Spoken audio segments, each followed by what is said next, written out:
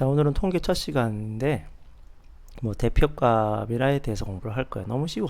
진짜. 너무 쉬워요. 진짜. 대표값이라는 통계 파트에 대해서 공부를 한번 해보자. 먼저 통계라는 거는 일단 자료를 수집하는 거죠. 자료라는 거는 우리가 뭐 변수라고 그러기는 하는데, 자료라는 거는 변하는 값들을 말하는 거. 뭐 키도 되고, 뭐 학생들마다 키가 다 다르고, 사람들마다 또 너네 반의 애들끼리 생각을 하면 뭐 성적도 다르잖아요. 점수도 다르고, 뭐 그다음에 핸드폰 사용하는 시간도 다를 것이고, 여러 가지 있겠죠. 뭐 차들마다 운행하는 시간도 다를 것이고, 차가 가는 거리도 다를 것이고, 차마다 뭐 여러 가지 변수가 있어. 이런 변하는 값들을 우리는 자료라고 그럴 거예요. 그럼 자료를 일단 수집을 할 거야. 그럼 자료를 수집하고 이제 자료를 정리하겠죠. 그럼 자료를 정리하는 거에 대해서 우리가 배운 것들은 뭐 줄기와 잎그림도 있고, 뭐 중학교 1학년 때 도수분포표 이런 것도 배웠어요. 뭐 상대도수, 누적도수 이런 것도 나중에 옛날에는 배웠는데 요즘은 배우지 않지만, 그러니까 자료를 정리하고 이제 자료를 무엇 해야겠어? 수집한 다음에 정리하고 자료를 그렇지 분석해야겠어. 분석. 자료를 분석해 나가야 되는데, 그 자료를 분석할 때 어떤 걸 할 거냐면 두 자료를 비교하거나 그 자료를 상징하는 것들을 찾아내야겠죠. 이 자료가 의미하는 게 무엇일까라는 걸 찾아낼 거야. 비교하거나 두 자료를 비교하거나 상징하는 거나 의미하는 바가 뭘까? 조사를 했어요. 여러분이 어떤 자료를 조사했어요. 뭐 코끼리가 하루에 응가를 하는 양을 조사하거나, 뭐 우리가 한 달 동안에 발톱이 얼마나 길어나나 손톱이 얼마나 길어나나 이런 걸 조사를 했어요. 조사를 하면 그 조사한 결과를 내야 될 거 아니야. 그걸 이제 우리는 자료를 분석한다 그럴 건데, 그 의미하는 바를 우리는 뭐라 그러냐면 지금 여기 적힌 것처럼 대표값이라 그래요. 그 자료를 의미하는 값, 상징하는 값, 이런 걸 대표값이라 그래. 자, 여기 보시면 전체 자료를 대표하는 값이라고 적혀 있는데, 대표한다는 거는 그 자료를 의미한다. 그 자료가 가지고 있는 어떤 상징적인 의미, 상징적인 것들, 그런 걸 생각하는 거예요. 되겠나요? 그걸 우리는 대표값이라 부르는데, 대표값은 크게 세 가지가 있어. 평균값, 그 다음에 중앙값, 최빈값. 평균값은 그냥 보통 평균이라고 부르죠. 그럼 우리가 오늘 공부할 주제는 뻔하죠. 뭐에 대해서 공부한다? 평균값, 그리고 중앙값, 평균, 중앙값, 최빈값에 대해서 어떻게 구하느냐에 대해서 의미한다. 됐죠? 그리고 여기 적혀 있는 것처럼 그중 평균을 가장 많이 사용한다라는 거. 평균을 가장 많이 사용한다. 실제로 이제 우리가 고등학교 올라가면 평균에 대해서만 공부를 해요. 그러니까 중앙값이랑 최빈값은 중학교 때만 기억하시면 되는 거예요. 딱 중학교용입니다.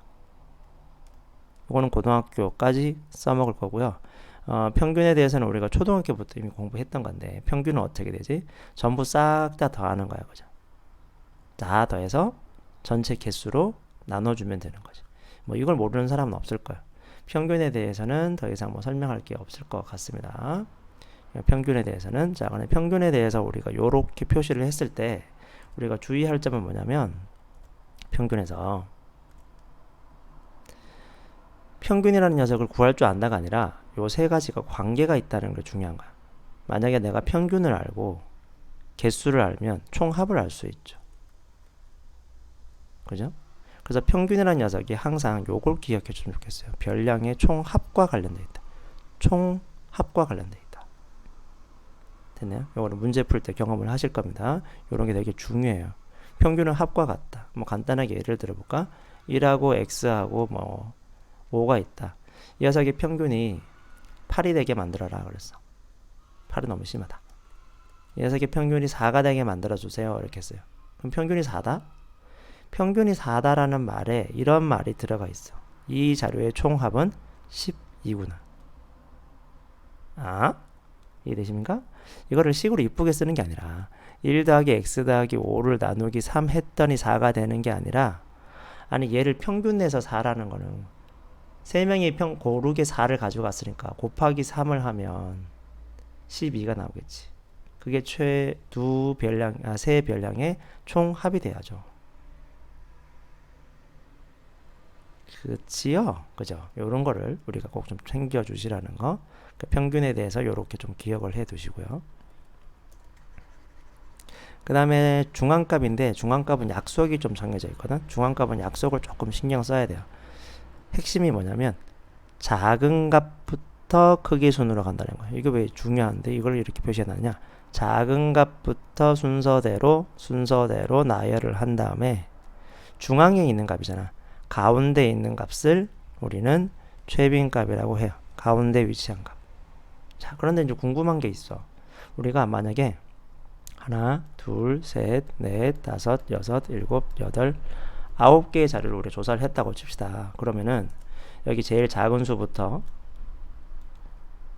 쭉 나열해서 큰 수까지 나열을 할 거 아니야. 그러면은 1, 2, 3, 4, 5, 6, 7, 8, 9 자료가 나열되어 있겠지. 숫자가 이렇게 되어 있는 게 아니고 자료의 순서대로 말하는 겁니다. 그러면 가운데 누가 있냐면 가운데 5가 딱 있단 말이야. 그런데 내가 하나, 둘, 셋, 넷, 다섯, 6개의 자료를 나열했다고 칩시다. 작은 거부터 큰 거대로 쭉 나열하다 보면은 제일 작은 수, 그 다음에 그 다음 이렇게 나와 있겠죠. 가운데가 없네. 가운데 자료가 없어. 펑 비었어. 펑 비면 어떻게 되느냐. 펑 비면 이 두 녀석의 중간값을 정해요. 평균값을 정하면 되는 거. 가운데 값. 됐나요? 약속이야. 이건 약속이야. 중간값은 그렇게 나타내도록 하자라는 거야. 그러니까 중간값이 어떤 의미가 있냐면 우리가 평균을 구하는 게 아니라 빨리 뭔가 자료를 얻어내고 싶을 때 제일 많이 쓰는 게 중간값이에요. 자료가 많이 흩어짐이 심하지 않다고 생각했을 때, 예를 들어서 여러분 학교의 키를 한번 생각을 해봅시다. 키를 제일 작은 애부터 제일 큰 애까지 쭉 썼어. 그러면 쭉 쓴 다음에 제일 가운데에 나오세요. 그러면 그 자료를 너네 반의 대표로 두는 거야. 이해되시니? 물론 걔가 너네 반의 짝수야. 반 애들이 짝수면 가운데 나오세요. 그러면 가운데 없는데요 라고 얘기할 거예요. 가운데 양옆에 2명 나오세요. 그래서 2명의 평균을 구해서 너네 반은 키가 대충 이렇구나 라고 알 수 있는 게 중앙값의 의미입니다. 됐나요? 그러니까 중앙값은 보통 자연현상에서는 쉽게 생각해낼 수 있어요. 근데 점수는 다르지. 우리가 시험 점수 같은 거를 하는 거나 핸드폰 사용 시간 같은 거는 너무 천차만별이잖아요. 그래서 우리는 보통 중앙값을 잘 안 쓰고 호랑이의 수명이나 이런 것들은 다 이제 중앙값을 보통 많이 써도 크게 상관은 없어요. 간략하게 알아보고 싶을 때 쓰는 겁니다. 그러니까 별로 중요한 건 없어. 중앙값은 이게 중앙값이 다야. 됐지? 중앙값에서 신경 써야 될 게 뭐라고? 홀수와 짝수에 대한 개념만 신경 쓰시면 돼요. 홀수일 때는 가운데가 존재해요. 그죠? 짝수일 때는 가운데 위치한 두 값의 평균값을 구한다. 이것만 신경 쓰시면 크게 중앙값은 어려운 게 없을 거고요. 네, 최빈값으로 갑시다. 최빈. 여기서 빈이란 말은 빈도를 말하는 빈도. 최자는 최고로. 최고 빈도. 자주 일어나는 거. 여러분 게임을 하는데 내가 게임을 하는데 항상 거기에 가면 사람이 있어. 그래서 맨날 거기서 죽었어. 아니면 내가 거기에 가면 항상 아이템을 얻었어. 그러면 최빈도로 자주 나오는 곳, 자주 얻을 수 있는 곳, 저기 가면 이 아이템을 많이 얻을 수 있어. 이쪽에 가면 저 아이템이 많이 나와. 이쪽에 가면은 그 몹이 잘 나와. 라고 하는 최빈도가 있잖아요. 최고 빈도. 자주 나오는 거. 됐나요? 아니면은 우리가 연예인을 보러 간다고 합시다. 연예인을 보러 간다고 할 때 연예인이 어느 지역에 가면 더 잘 나오더라, 자주 목격이 되더라 라는 곳이 있을 거아요. 그럼 서울에 우리가 연예인을 보러 간다 그러면은 그 지역에 가면은 아무래도 만날 확률이 높아지겠죠. 그런 게 최빈값이에요. 자주 나오는 거. 그 자료에서 자주 나오는 거. 됐나요? 이걸 최빈값이라고 합니다. 자, 그래서 자료 중에서 가장 많이 나타낸 값을 최빈값이라고 한다. 됐죠? 여기서 최빈값이 된다. 자, 그리고 최빈값은 여러 개가 될 수 있다. 이거 정말 중요한 얘기죠. 최빈값은 여러 개가 될 수 있어요. 자료를 대표하는 값 중에서 최빈값은 한 개가 아니라 두 개, 여러 개가 될 수 있어요. 같을 수도 있으니까. 그 다음에 두 번째 주의할 점이 있는데, 최빈값은 자료가 다 같아. 조사해봤더니, 야, 너 어제 컴퓨터 몇 시간 했어? 너 핸드폰 몇 시간 했어? 1시간이요. 너는요? 1시간이요. 너는냐? 했더니 1시간이요. 라고 했어요. 그럼 모두 1시간, 1시간, 1시간은 했으니까 동일하잖아. 그럴 때는 최빈값은 없다라고 얘기합니다. 최빈값은 1시간이다 하지 않고 빈도가 어쨌든 차이가 나야 되는 거예요. 핵심은. 빈도가 차이가 났는데 빈도가 차이 났을 때 가장 많은 것을 최빈값이라고 한다. 그리고 만약에 개수가 같으면 최빈값은 여러 개가 될 수도 있어. 한번 해볼게. 자, 최빈값은 당연히 지금 얼마가 되겠어요? 보나마나 여기서 자료를 보면 3이 되겠죠. 그죠? 그 다음에 여기를 보면 5도 2개인데 7도 2개야. 그러면 자료 최빈값은 5와 7이라고 얘기하시면 되고요. 그 다음에 8, 9, 10, 11, 12 이거 다 최빈값이야. 8, 9, 10, 11, 12 헷갈리면 안 된다. 8, 9, 10, 11, 12 다야 다. 싹 다야. 모두 최빈값은 모든 값이 다가 됩니다. 모든 값. 됐습니까? 모두 최빈값. 됐습니까? 네, 중요합니다.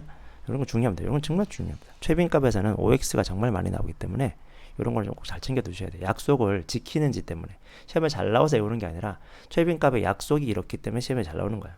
그러면 자료가 만약에 7777777 이렇게 돼 있다. 그러면 최빈값은 어떻게 돼요? 없다라고 얘기합니다. 얘는 모두 최빈값이 됩니다. 됐나요? 오늘 여기까지가 일단 대표값에 대한 얘기고요. 대표값은 뭐 크게 어렵지 않아요. 기본적으로는. 그리고 평균에 대해서는 아까 핵심이 총합을 기억해 두시라는 거. 평균은 항상 합과 관련되어 있다는 거. 그 다음에 중앙값에서는 크기 순으로 작은 것부터 한다는 거. 그리고 홀수와 짝수에 대한 생각을 따로 공부하시면 되고요. 최빈값은 빈도가 가장 많은 것인데 최빈값은 여러 개 될 수 있다. 기억해 두시고 됐나요? 그 다음에 도수가 모두 같으면 최빈값은 없다. 이거 기억해 두셔야 됩니다. 자, 이거를 정리해서 여러 번 써 주셔야 됩니다. 제발 여러 번 써 주세요. 됐죠? 오늘은 여기 첫 번째 통계 개념의 첫 번째 대표값에 대해서 했습니다.